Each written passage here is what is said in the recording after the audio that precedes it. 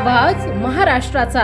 नमस्कार, मी गौरी संध्यालाईव्ह मध्ये आपलं सगळ्यांचं स्वागत। जम्मू काश्मीर येथे देशरक्षण करताना शौर्याने लढत शहीद झालेले अकोले तालुक्यातील ब्राह्मणवाडा गावचे सुपुत्र वीर जवान शहीद संदीप गायकर यांच्या कुटुंबियांच्या पाठीशी उभे राहत श्री विरोबा नागरी सहकारी पतसंस्था नारायणगाव यांनी एक मोठा आदर्श घालून दिलाय। संस्थेच्या वतीने शहीद जवान संदीप गायकर यांच्या वीरपत्नी दीपाली गायकर यांना 1 लाख रुपयांचा धनादेश सुपूर्द करण्यात आला।